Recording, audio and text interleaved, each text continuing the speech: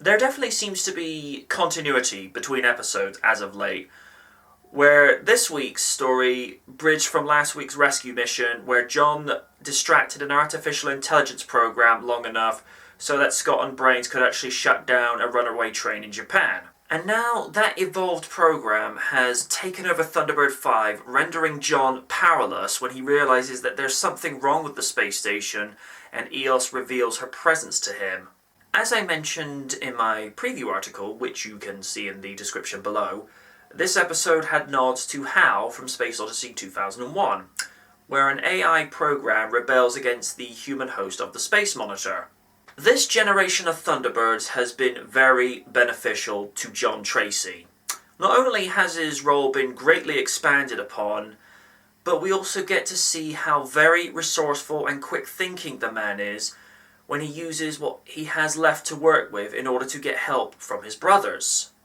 Also, I have to echo what I have said in previous episodes.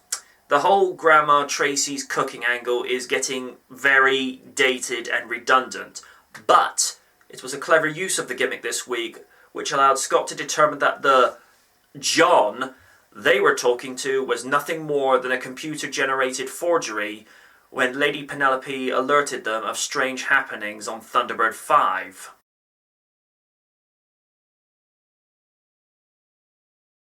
I really liked the range of Thomas Brodie Sangster this week, as John dealt with confusion, stress, desperation, and empathy in regards to EOS.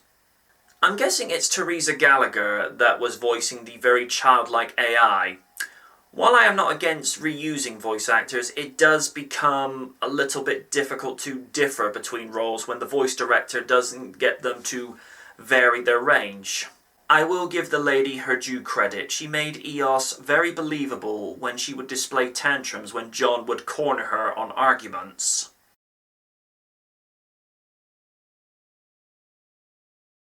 I was pleased to see the animation from the teaser trailer from last December get reused, and it's somewhat fitting that it was Thunderbird 5 that gave us a taste of what was to come for this series. The animation was decent once again, particularly when John was web-swinging like Spider-Man when he was trying to dodge attacks from EOS.